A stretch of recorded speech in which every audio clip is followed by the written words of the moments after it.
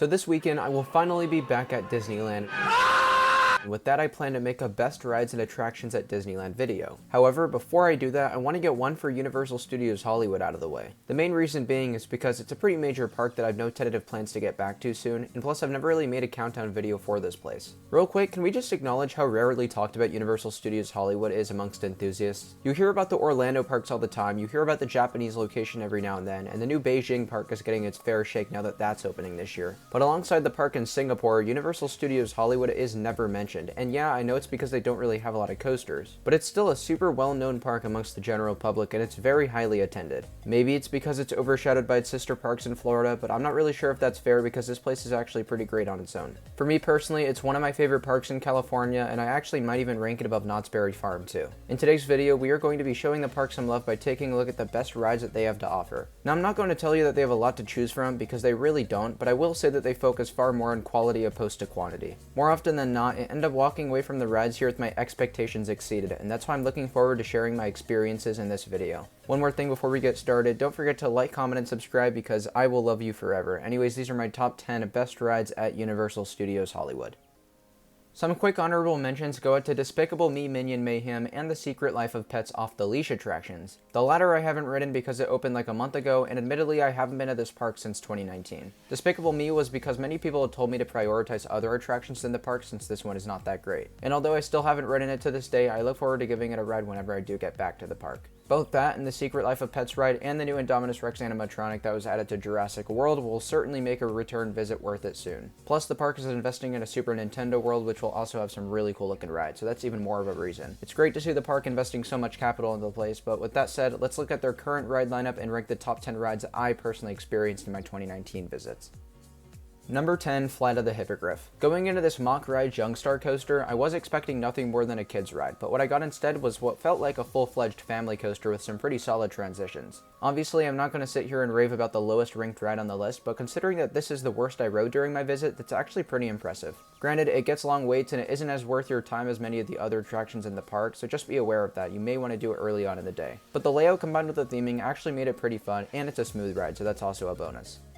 Number 9, Fast and Furious Supercharged. So for one reason or another, Universal actually markets the two dark ride portions of the studio tour as their own individual attractions. This is not something I'm going to argue with since it's cool that they're there, but I figured I'd also give them their own designated spots because of this. Plus I'll give a separate ranking to the studio tour itself because that still covers so much more than the two individual rides. In terms of Fast and Furious Supercharged, it's the newest of the two dark rides on the studio tour, opening rather recently in 2015. So I guess that's another reason to consider it its own little ride because the studio tour has operated without it before. But anyways, enough rambling. Allow me to briefly highlight the short experience. It's basically a fast-paced car chase scene where Owen Shaw is seeking revenge on Dominic, which starts the thing. And yes, I looked this up because I didn't know and still don't know anything about the Fast and Furious characters. But in general, I don't care much for the theme anyways, and therefore thought this was pretty mediocre on its own. But as it stands of parts of the studio tour, I approve because I think it's cool that they added this on. However, it is my least favorite of the two mini dark rides, so we're gonna move on to my favorite.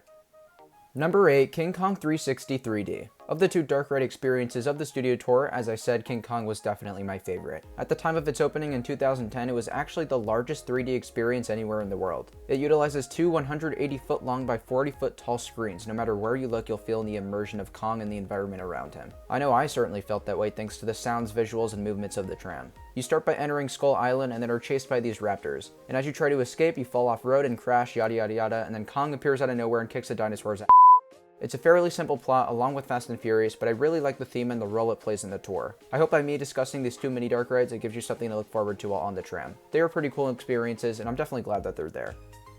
Number 7, the Simpsons Ride. While quite the world famous attraction, I'll admit that I was pretty disappointed by it. It clocks in at the number 7 spot because I love the show and the theme, and also the length is naturally going to be longer than Fast and Furious and King Kong. But honestly, if King Kong had the ride length of the Simpsons, I probably would have even ranked that higher. But I don't want to make it sound like I'm trashing this thing because I still did enjoy it for what it was worth. What this ride is basically a virtual roller coaster ride with the Simpsons family, and in style of the films, basically everything goes wrong. Because of this, there's a lot of comedy thrown in there, which is super funny. I guess the reason I was disappointed disappointed is because, for one, I think the ride system and the ride type is definitely underwhelming, and leading on from that, the ride just lacks immersion. The movements and whatnot, it just doesn't really make you feel like you're there with the Simpsons, which is literally the main point of the ride. But who knows, maybe I'm just being a bit too critical. I guess I just wish the ride held up to the show itself, but whatever. It's a fun and entertaining attraction, just not worth the hour I waited for it.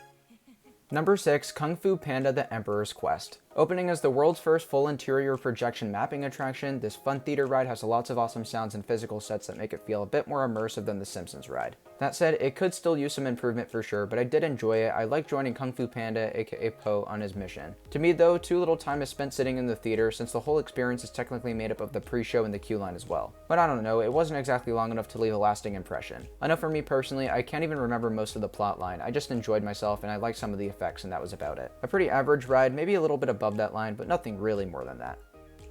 Number 5, Revenge of the Mummy. Finally, we get into the rides and attractions that did leave a lasting impression. Mummy kicks things off with its horrifying theme and awesome roller coaster experience. Without spoiling the theme and just touching on the layout, I really liked the first launch even though it had an annoying trim. The acceleration on that launch was ridiculous, and the overall launch sequence was great with the mummies or sphinxes or whatever they were dropping from the ceiling. You've also got some fun turns and banking in the darkness before you come to a stop and enjoy the cool bug effect. What Universal has done here is placed a sensory effect during the ride which basically makes it feel like the bugs or beetles or whatever they are crawling on your legs. I don't exactly know how they do it, but before you have a chance to think about it, you are boosted backwards with linear induction motors and complete some of the layout in reverse. That's basically it. It's a short but sweet storytelling coaster that I certainly got a kick out of. I'll admit that I wish the park had a bit more to offer in terms of roller coaster experiences, since all the other Universal parks have more to choose from. But away from that, Mummy is great and I thoroughly enjoyed it.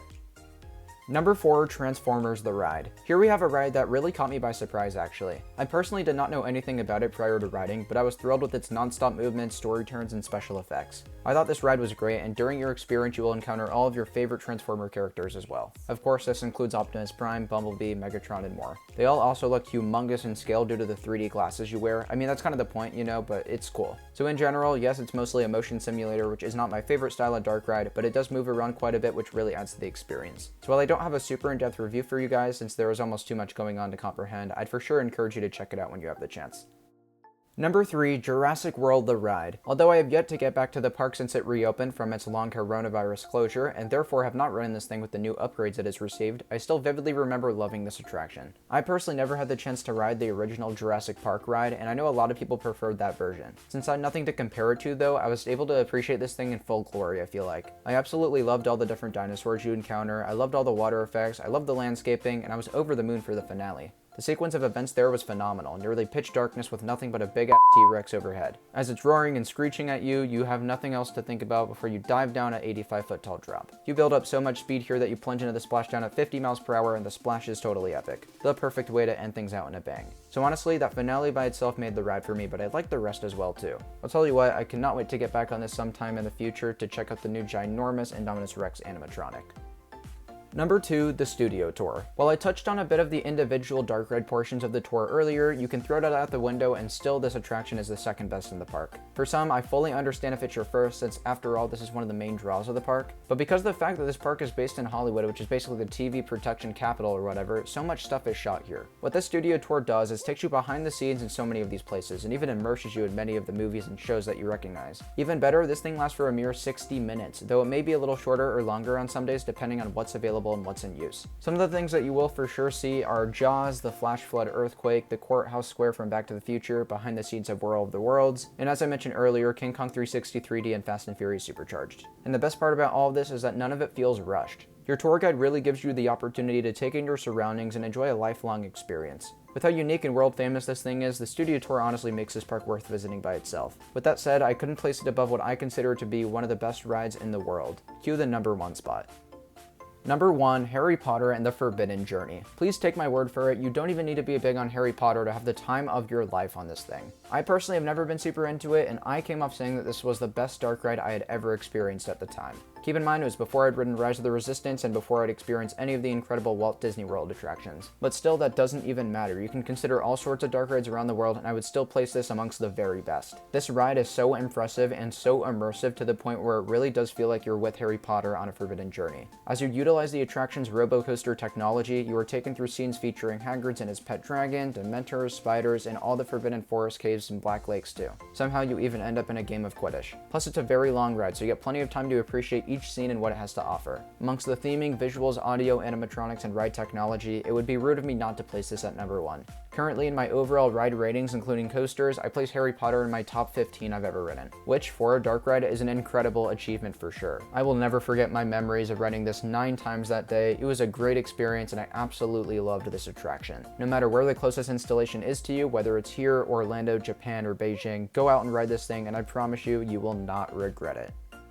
Thank you all so much for watching today's video. I hope you've learned quite a bit about Universal Studios Hollywood's small but awesome ride lineup, and I also hope that by watching this you're motivated to visit the park sometime in the near future. If you have been to the park before, or if you've ridden some cloned rides at other Universal parks, comment below how they stack up for you and what you think of them. Also, don't forget to like, comment, and subscribe down below, as it's the best way to show your support to the channel. But with that being said, I hope you all enjoyed once again, and I'll see you all in the next video. Bye guys.